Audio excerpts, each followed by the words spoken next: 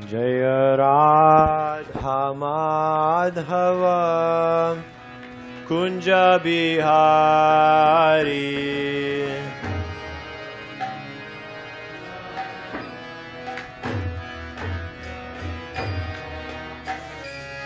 Jaya Radha Madhava Kunja Bihari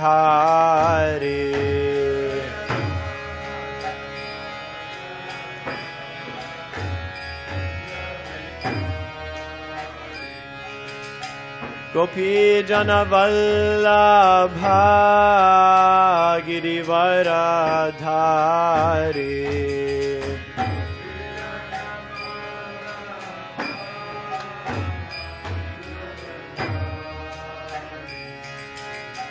Gopi Jana Vallabha Girivaradhari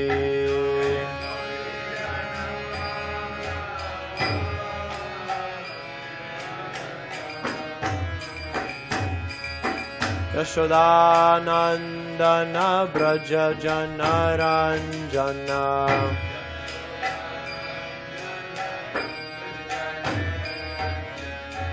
Yashodanandana Braja Janaranjana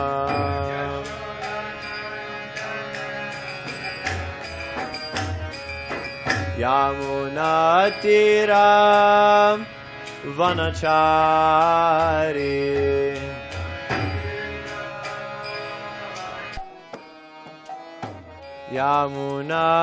Yamunatira Vanachari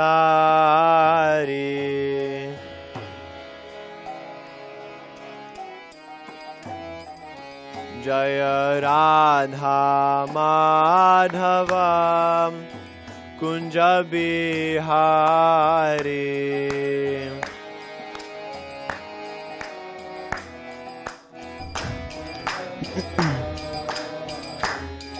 Jaya Radha Madhava Kunja Bihari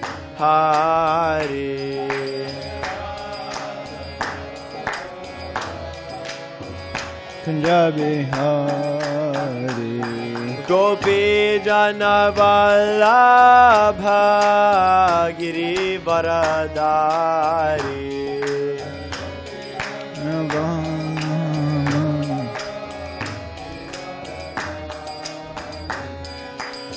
Gopi Jana Vallabha Girivaradhari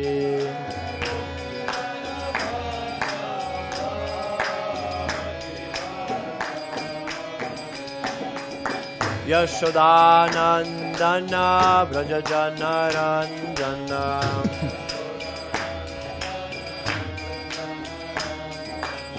Yashodanandana Braja Janaranjana Yashodanandana Braja Janaranjana Yamunatira Vanachari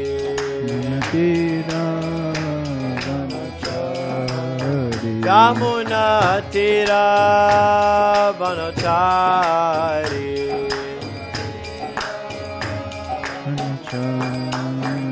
Jaya Radha Madhava Kunja Bihari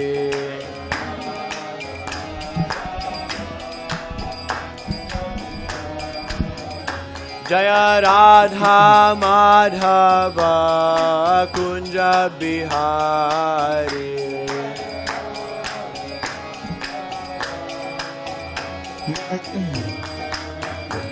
Jaya Radha Madhava Kunja Bihari Madhava Kunja Bihari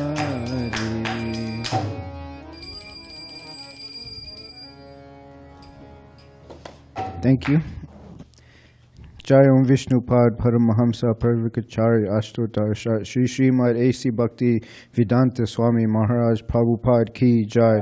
ISKCON Founder Acharya Srila Prabhupada Ki Jai. Jai Om Vishnupad Paramahamsa Parvikacharya Ashtotar Shri Srimad Bhakti Siddhanta Saraswati Goswami Maharaj Prabhupada Ki Jai. Namacharya Srila Haridas Thakur Ki Jai. Prem Se Kaho Shri Krishna Chaitanya Prabhu Nityananda Shri Advaita Gadadhar Shivasari Gaura Bhakta Vrinda Ki Jai.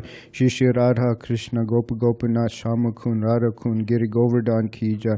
Shri Mayapur Dham Ki Jai. Shri Vrindavan Dham Ki Jai. Jagannath Puri Dham Ki Jai. Ganga Mai Ki Jai. Yamuna Mai Ki Jai. Bhakti Devi Ki Jai. Tulsi Devi Ki Jai. Ananta Koti Vaishnav Vrinda Ki Jai. Shri Harinam Sankirtan Ki Jai. Grantaraj Srimad Bhagavatam Ki Jai. Samaveda Bhakta Vrinda Ki Jai. Gaura Premanandi. All glories to the assembled devotees. All glories to the assembled devotees. All glories to assembled devotees. All glories to Shri Guru and Shri Gauranga. All glories to Srila Prabhupada. Om Namo Bhagavate Vasudevaya. Om Namo Bhagavate Vasudevaya. Om Namo Bhagavate Vasudevaya. Om Namo Bhagavate Vasudevaya. So today we'll be reading from Srimad Bhagavatam, 5th canto, chapter 14, text 3. Dravida Prabhu, if you can chant it. Atachayatra kautumbika dada patyadayo namna karmana vrikasrigala eva nichato pikadaryasya kutumbina urunakabat samrakshamanam mishatopi haranti. Thank you. Should I read the synonyms? Okay. Translation and purport by His Divine Grace, A.C. Bhaktivedanta Swami Srila Prabhupada. My dear King, family members in this material world go under the names of wife and children, but actually they behave like tigers and jackals. A herdsman tries to protect his sheep to the best of his ability, but the tigers and foxes take them away by force.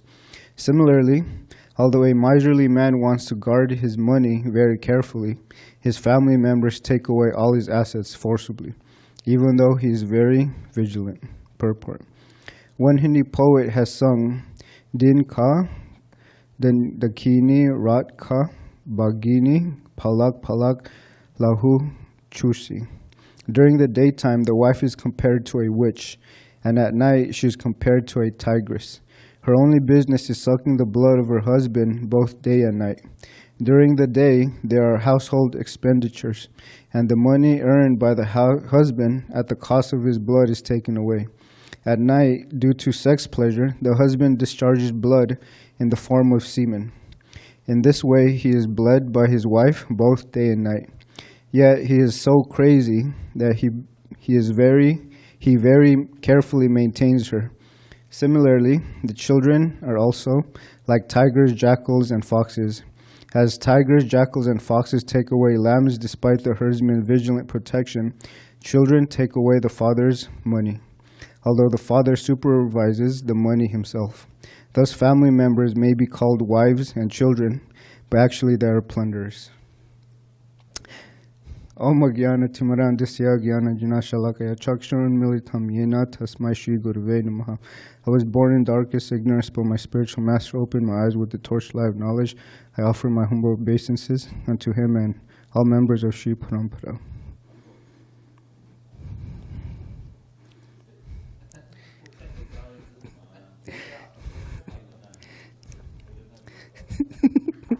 Okay.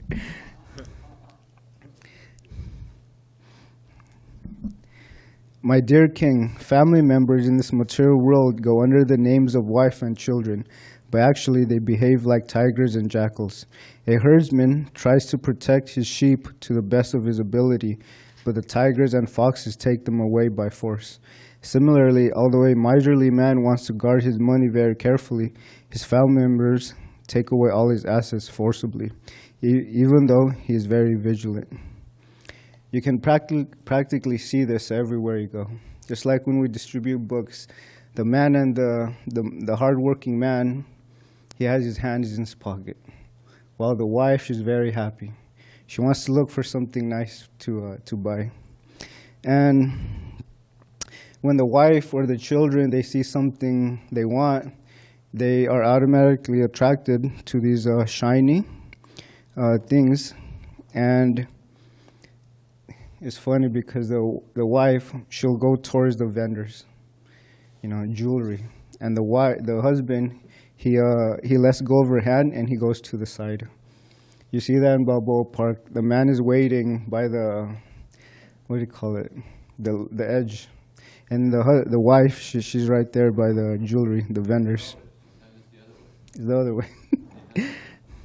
And so at La Jolla Cove, there's a merchant who sells expensive jewelry, and the wife gets drawn to it. So she walks over to the vendor. And when the wife is ready, she tells him, I want this one. So the poor man, he pulls out his wallet, and he's forced to pay. Thus, anxiety and worries begin to rise in his mind about his finances. Yes, the husband or the father, they must provide, but he should not spend on anything nonsense. And there are some fellows who actually enjoy being plundered by his wife and children. And he is thinking, I'm such a great family man. I've been asking these two questions when I go on books. What are you doing with your life, and where is your life going? I stopped this group of kids, and I asked one of them these two questions. And the man, or the young man, he looked up, and he had a serious look on his face. He stayed quiet for a minute. And he turned to me, and I smiled. And then he admitted, I don't know. So I told him, these questions are very important. And then he agreed. And so a lot of people, they're confused, they're lost. They don't know what the actual aim of life is. What is the meaning of life? So when we distribute books, we give them knowledge, we give them directions, guidance on how to actually live a proper life. And Srila Prabhupada, he would quote Chanakya Pandit a lot.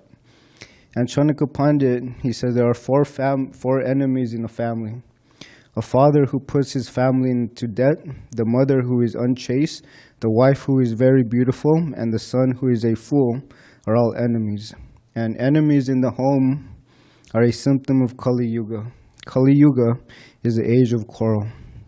If the father is a debtor, the whole family is forced to suffer. And if the father dies in debt, the sons will inherit the debt. And Srila Prabhupada, he says, according to Vedic laws, the son is responsible for the father's debt. Just like a rich father. When he dies, the son inherits the money, the wealth. So when the father dies in debt, the son also inherits the debt. It makes sense, right? Yeah. Yeah, they don't have that in the U.S. Therefore, a lot of young people, they're very irresponsible. They don't know how to live nicely. The father is also an enemy if he does not educate his children in God consciousness. The Srimad Bhagavatam says no one should be a father if he cannot liberate his dependents from the cycle of birth and death. When I ask fathers, what are you going to do about your children's death? I know it's very harsh, but they look at me, and I told them it's true, right? You saw your grandfather die, you saw your father die, and you know yourself you're going to leave one day. So what about your children? And they don't look, or they don't think that far. And in Vedic civilization, a woman who has no children can marry for a second time if her husband dies. And if a woman marries a second time in the presence of her children, she becomes the enemy of those children. Similarly, if a man breaks the solidity of the family by committing adultery, he also becomes an enemy. And nowadays, it's very prominent, or people actually encourage adultery, cheating. There's a billboard here on, I think it's Ingraham. There's a picture of a liquor bottle. And it says, the start of a great night. But it's actually full of regrets, When someone's intoxicated, they don't make proper judgment. They don't take the right actions. So, and why is a beautiful wife considered an enemy? Yeah. Exactly. One reason is that a man can become overly attached to his beautiful wife. And when he is too attached, he loses sight of the real goal in life. And other men may also become attached to her, and adultery may result. And an example of this is Ravana in the Ramayana. He kidnapped Sita. Why? Because of her beauty. And Ravana, he actually knew that Sita was married to Lord Ramachandra, but he couldn't control himself, and he was actually talking a lot of bad things about Lord Rama without knowing who his personality was. And Ravana told Maricha to come with him to Rama's hermitage. Ravana, he made up a plan. He told him to use his magical powers to assume the form of a very enchanting deer. And Ravana calculated that Sita, due to her womanly nature, would become captivated by the deer. And she would send Ram to capture it. And then he instructed Maricha, when Ram is at a distance, he should still use further magic powers to lure Lakshman. And imitating Ram's voice, the Rakshasa should cry out in distress. When Lakshman heard the cry, he would come after Ram, leaving Ravana to abduct the unprotected Sita. It's described that Lakshman, he was actually not worried. He knew that his brother wouldn't be in trouble. But Sita, she started speaking very harshly to Lakshman. She said, "No, you don't want to attend to your brother because you want to enjoy me." And he was hurt by that. So being forced, he went to go look for Ram. And so the plan went as planned. And that's when Ravana abducted Sita. And we all know the story. Lord Ramachandra gathered soldiers made up of monkeys and bears. And the greatest devotee was Hanuman. He jumped over the ocean between India and Sri Lanka. I did research, and it says the ocean was 800 miles in length. So Hanuman, he jumped that with one jump. And from the spiritual point of view, to become too attached to one's wife is an impediment, right? Just like when you're driving on the freeway, you know your exit is 13, but you get in an argument or a fight over someone who cut you off. You become so absorbed in that argument and you forget your exit. So similarly, the goal of life is to leave this material world and go back to Krishna, to enjoy with him eternally. And Srila Prabhupada, he would tell his disciples to see your god sisters as gopis. They are not for sense gratification, and a man who can see his wife's beauty as Krishna's property can live peacefully even in the presence of a beautiful wife. Beauty itself is not the enemy. It is the attachment to beauty that is dangerous. A father who leaves his family in debt is an enemy. But if the same father gave his children good Krishna-conscious education, then he has rendered them the best service and is the greatest well-wisher. And it's mentioned that Joe Kennedy, who left each of his sons $10 million, was their greatest enemy because he also left them ignorant of self-realization. And it's described that the son or daughter who is a fool is a burden to the family. In the Srimad Bhagavatam, I remember reading this in class. King Anga, he had a son named Vena. Do you guys remember this pastime? Yeah. He was a criminal and a rascal. King Anga was a saintly person. He was so disturbed by his bad son that he renounced his kingdom and went to the forest. A sinful son causes a person's reputation to vanish. His irreligious activities at home cause irreligion and quarrel among everyone, and this creates only endless anxiety. And King Anga, he was thinking to himself, a bad son is better than a good son, because a good son creates an attachment for home, whereas a bad son does not. A bad son creates a hellish home from which an intelligent man naturally becomes very easily detached.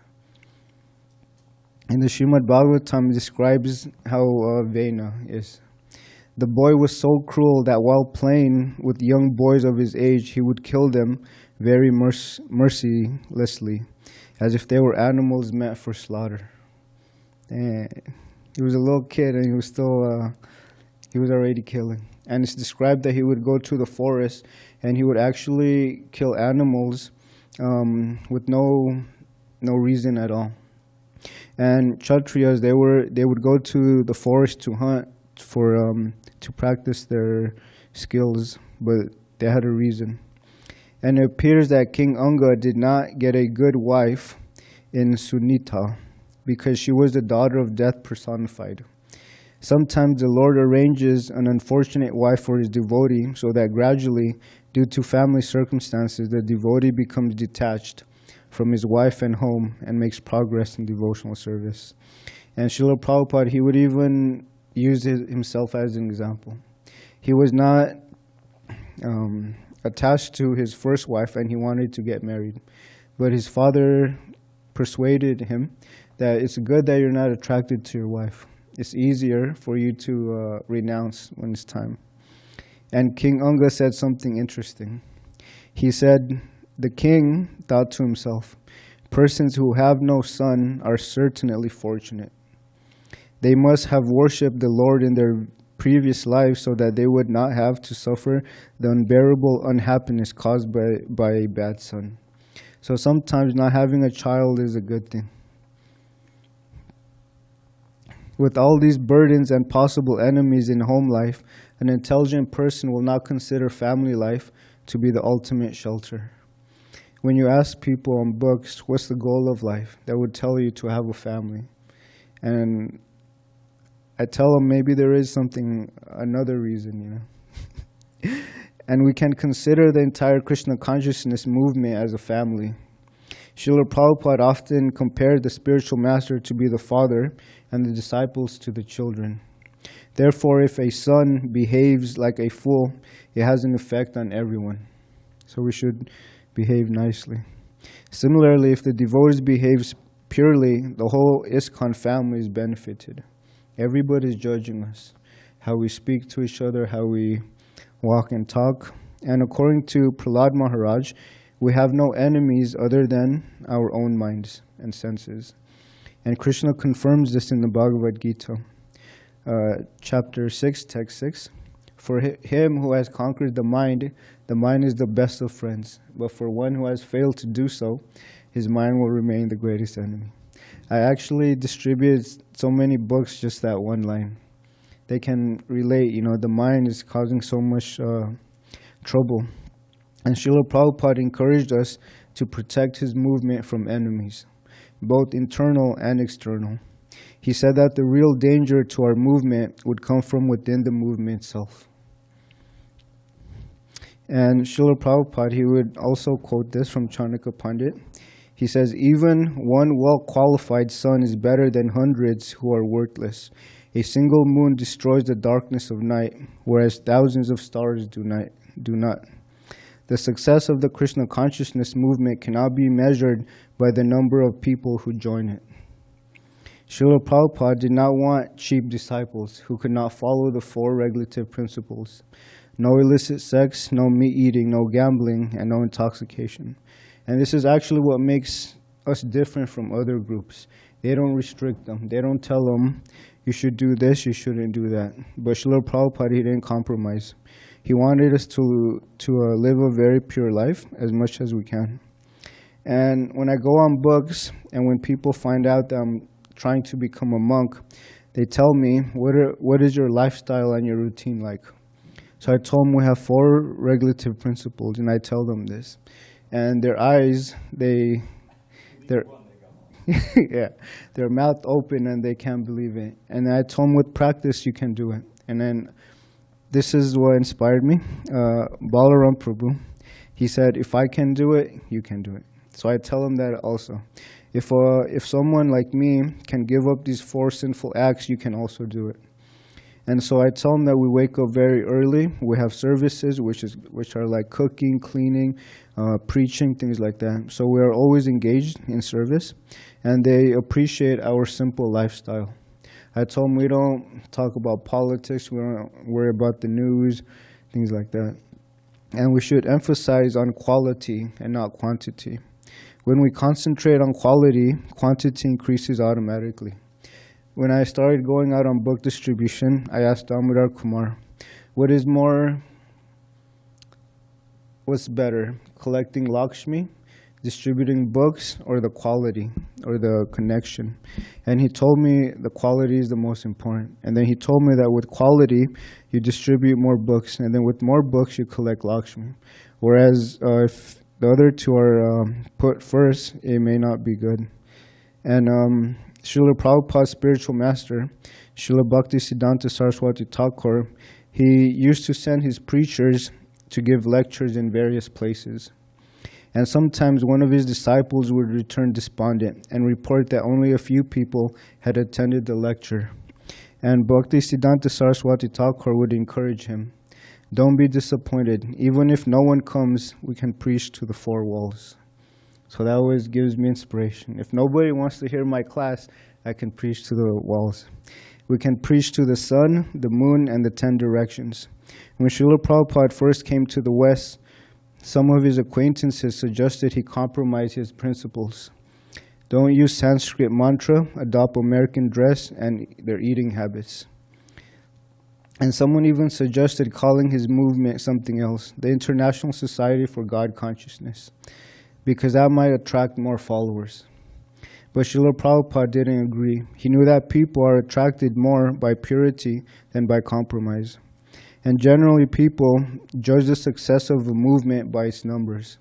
Or, like if they judge business by how much financial assets it has. When Srila Prabhupada was in Australia, a reporter asked, why is it that such a small percentage of the population accepts this philosophy? And in his response, Srila Prabhupada quoted this shloka, even one well-qualified sun is better than hundreds who are worthless. A single moon destroys the darkness of night, whereas thousands of stars do not. And so Srila Prabhupada, he says, according to percentage, the moon is nothing. There are so many stars in the sky, but by percentage, the moon is nothing. But the moon is more important than all the nonsense stars. That's true, isn't it? What is the use of taking percentage of the stars in the presence of the moon? Let there be one moon, that is sufficient. One ideal man. A qualified person will have so much influence, just like in the material world. If someone achieves something great, like breaking the world record of pulling the much weights or something like that, everyone becomes influenced by it. So similarly, if an ideal devotee is seen, he will influence everyone. Just like there's so many nice bona fide gurus in ISKCON. You know, they have thousands, hundreds of disciples, and they're all very nice. A great example is our Srila Prabhupada. He convinced thousands of people to give up sinful lives and to take up devotional service. The spiritual master must not accept a disciple who is not qualified. The bona fide spiritual master must see the bona fide qualities of a person whom he is going to initiate. An unworthy person should not be initiated. You should keep that in mind. And Srila Prabhupada says, if I create one moon, that is sufficient. I don't want many stars. That was my Guru Maharaj's principle, and that is also my principle. What is the use of having hundreds of fools and rascals? If one understands rightly, he can deliver the whole world. All sincere devotees are aiming to rise above ordinary behavior. And ordinary behavior means karmi, to work very hard day and night just to get some flickering sense gratification. And that is their aim of life. And qualities of a devotee are very attractive. Some of us came to Krishna consciousness because we saw the good qualities of a devotee. I remember when I first started coming around, I would ask, how did you come to Krishna consciousness?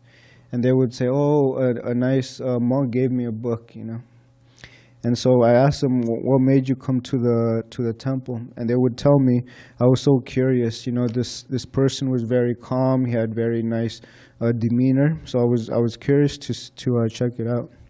And it's described that devotees, we should have good qualities: truthfulness, mercy, austerity, tolerance, discrimination between right and wrong, control of the mind, control of the senses, non-violence, celibacy, charity, reading of scriptures, simplicity, remaining silent and grave and avoiding unnecessary talk, trying to render service, performing worship, offering obeisances, becoming a servant, becoming a friend, and surrendering one's whole self.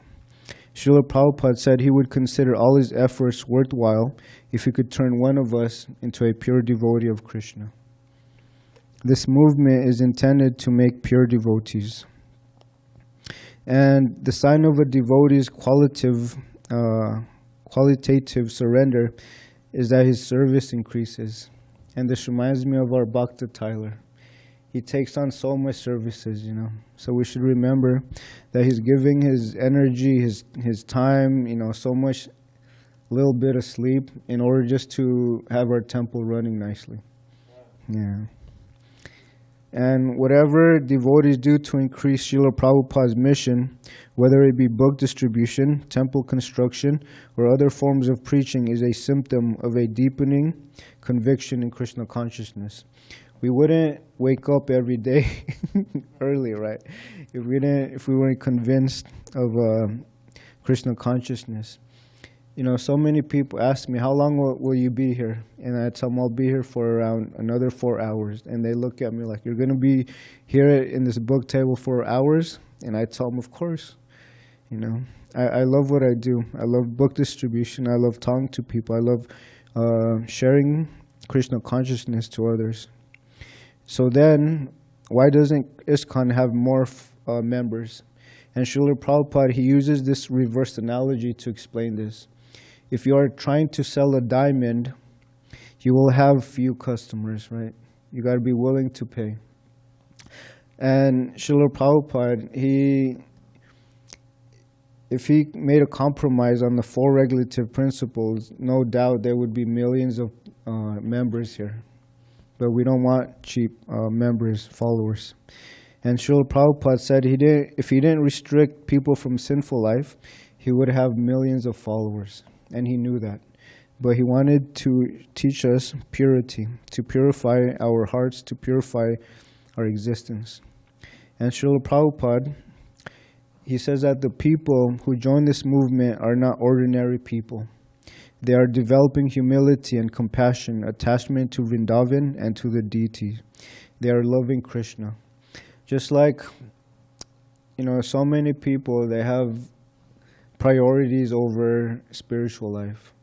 I have to work, I have to go to, attend to my children, things like that. But how many devotees are dedicating their life to serving Krishna and Srila Prabhupada's mission? It's actually, like what Maharaj says, is something extraordinary. And although the moon has many spots, it still shines brightly in the sky. The qualities of the devotees are increasing. We should not measure their qualities against their faults. And if a blind man's eyes are painful, it is better to remove them, isn't it? And Tulsi Das, he said that both putra, a son, and mutra, urine, come from the same source. If the son is not a scholar or a devotee, then he is no better than urine. It's a pretty heavy statement.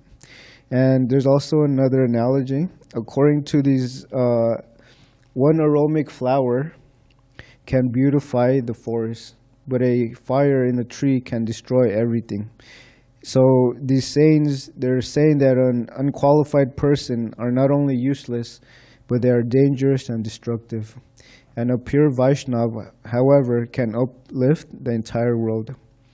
Just like sometimes you see groups of friends, they come to the table, and then they lose interest, and then one of them stays. And then they're in a hurry. So I got to go with my friends. And I told them, wait, these books, they're more important. So they tell me why. And I tell them, these books are your real friends. And it's true. And I told him your friends should wait for you. You know, if you're interested in something, they should have the patience to wait for you. And I told him that these books, they become your best friends throughout life.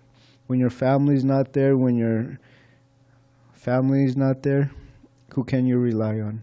Friends and family, they leave. And so something interesting happened. We're starting to distribute these 9 stacks of books. And I was thinking, how am I going to be able to distribute this?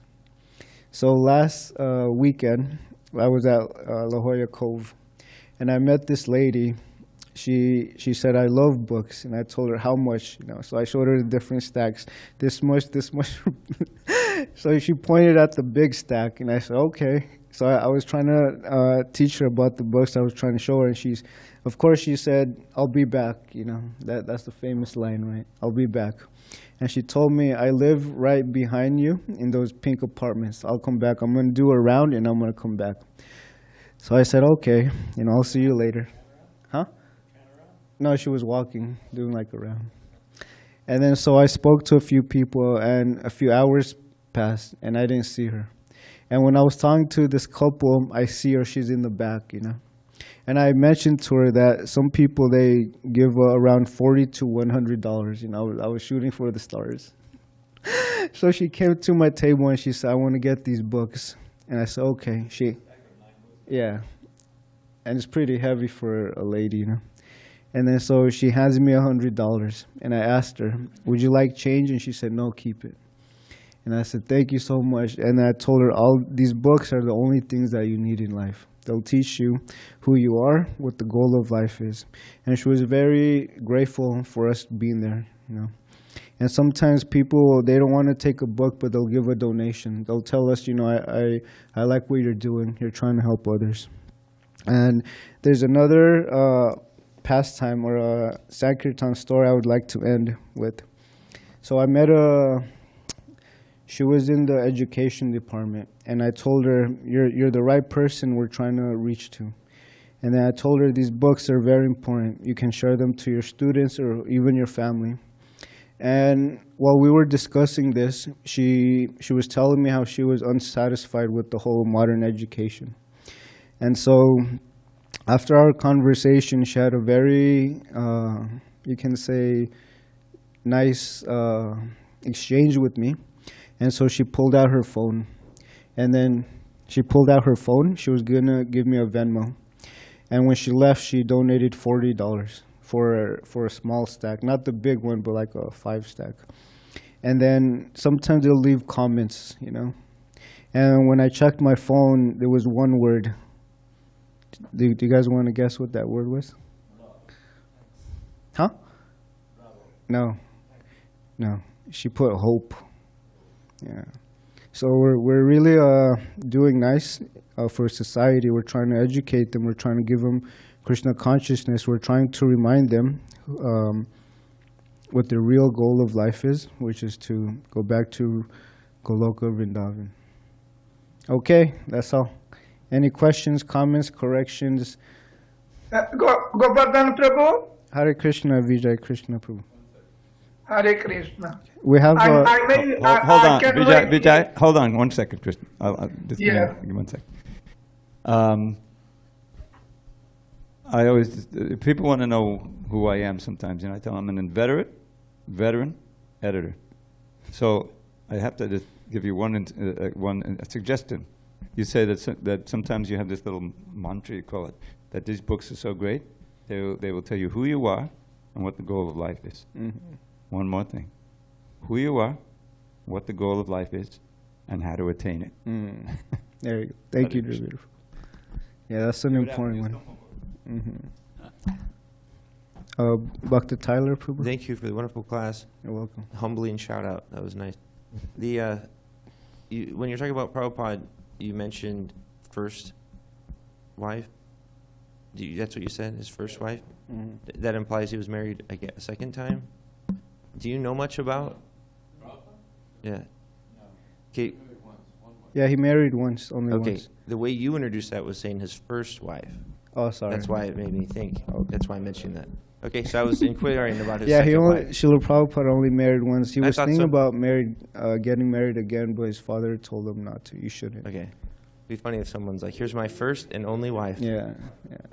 All right, so it was just that question about that. I mean, do you know much more about that marriage? Because they had children, right? And they, yeah. Any comments on that related to the verse today, his marriage? I think the senior divorce would have more.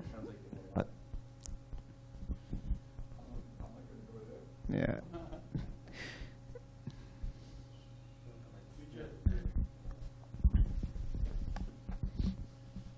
He had 5, and one of them actually became somewhat of a devotee. He was Vrindavan, and one of them actually sued the movement. He wanted inheritance, but Prabhupada it wasn't in the will. So he went to court and the whole thing, and he had to settle out of court, but he got a lot of money. I'm sure Prabhupada wasn't very pleased with that. Yeah. And one of his grandchildren became a devotee. Mataji, she became a ISKCON devotee.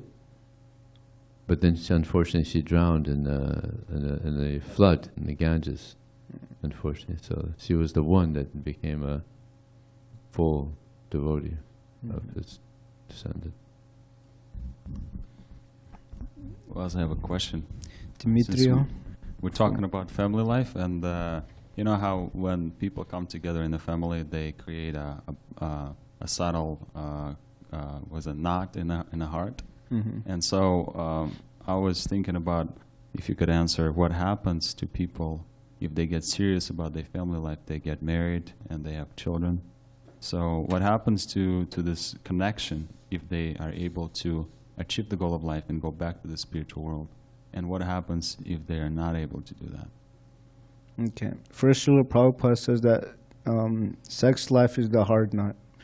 You know, because once a man and a woman, they unite, that ties the knot.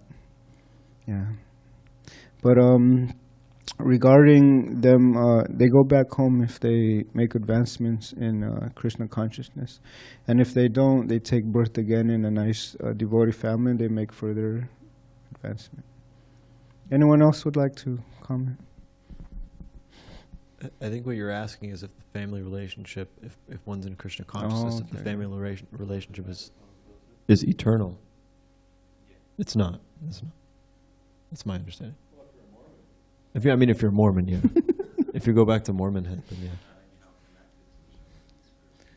yeah. I mean, maybe, but not on the basis of you being in a family in this material world.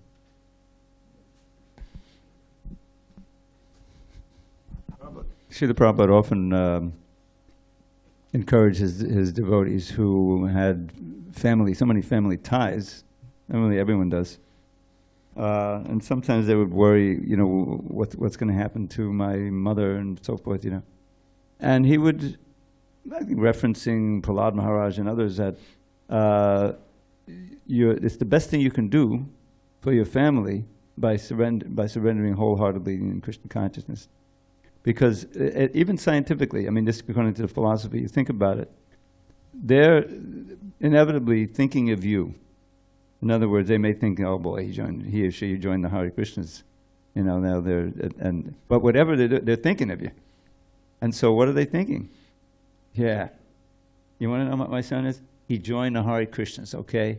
I asked him to come out. My father, I joined when he was, let's see, I was 73. He was about 60. And he never stopped asking me, when are you coming out of that thing?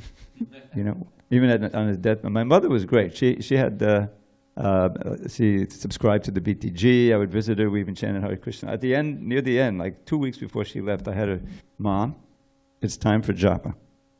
And she was very surrendered at that point. And I said, okay. And so we kind of chanted around the japa. I have it recorded. But my father was never reconciled. Because the fathers always want to see their sons get successful and this and that, take out in the business or something. Well, I wasn't going to do that. But the mother just wants to know, are you happy and healthy?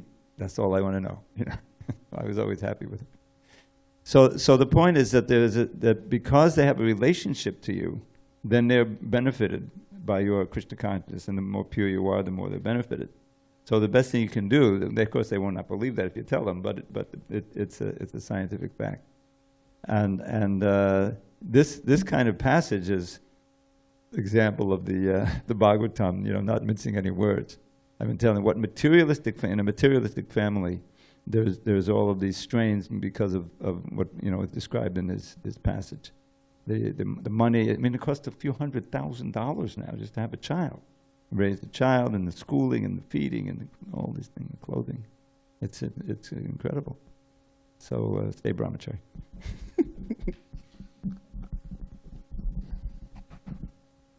You brought up.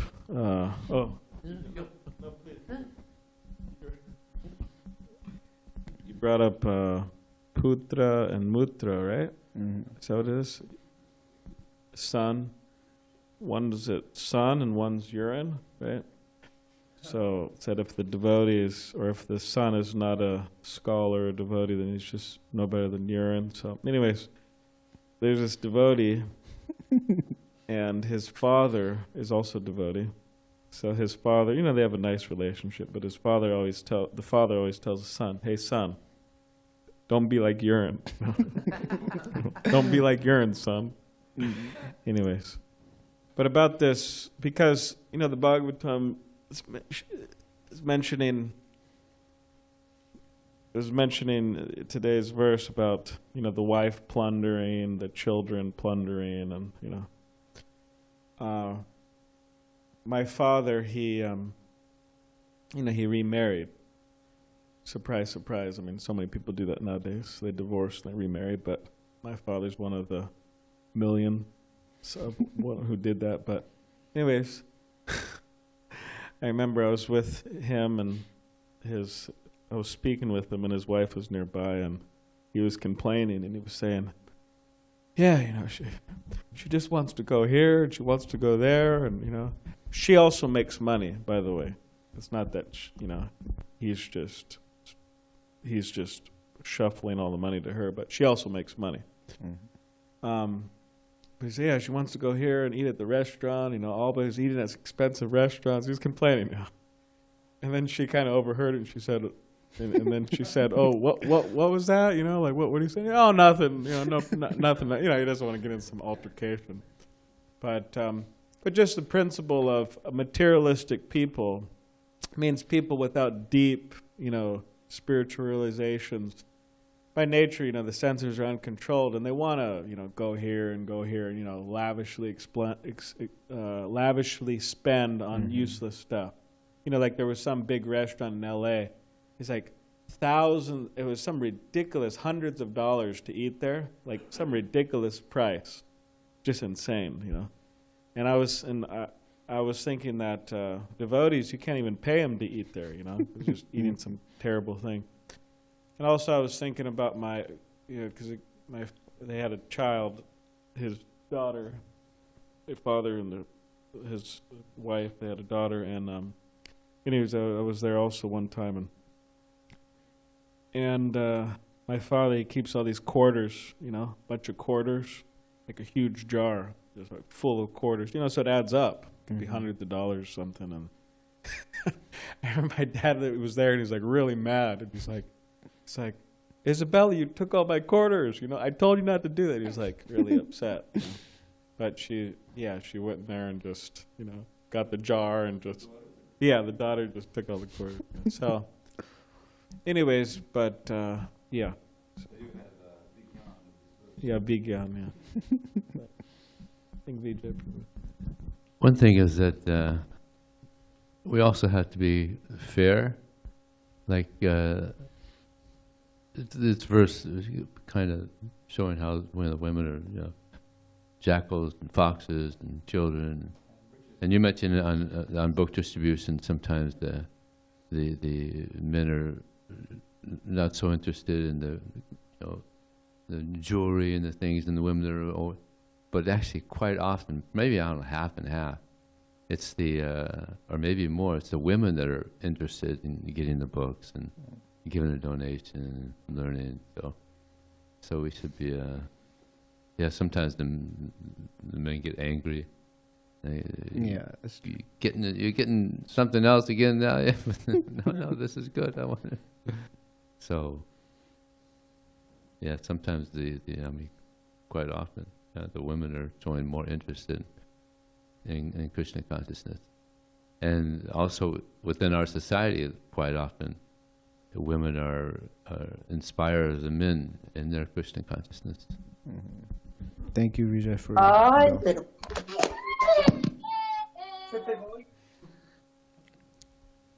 Sorry, I muted. Who was that, Tapas? You have a child? No, it's Namaji Mataji. I think I had a granddaughter or grandson. I muted her. You know, Okay, Vijay Krishna Prabhu. oh, before I was giving Maharaj some, what is it, khichdi, and he was telling me how he just turned 18, and he wanted to get a new book from the Laguna Beach Temple, and he didn't have money, so his mom asked him, "What would you like as a birthday gift?" And Maharaj said, "I would like this book called Teachings of Lord Chaitanya, TLC." So the mom gave it, bought the book, and Maharaj became a devotee. And the mother, she said, if I knew what was in those books, I would burn them. Yeah. So, okay. Okay, Vijay Krishna Prabhu.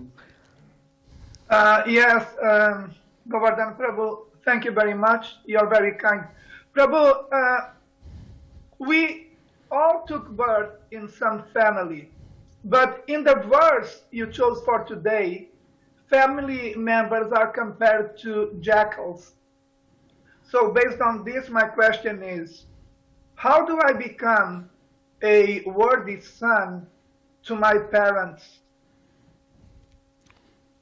You take up Krishna consciousness and you take it seriously, and you try to invite as many people as you can also to join or at least practice. And one of the easiest ways is chanting Hare Krishna, Krishna Krishna, Hare Hare, Hare Rama, Rama Rama. So just get them to chant that mantra. Yes, I'll do it, Prabhu. Thank you very much. Hare Krishna. You're welcome. But Krishna consciousness is a very nice process. I enjoy it. I actually love Krishna consciousness.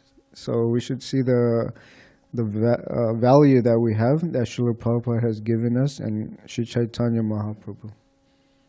Okay?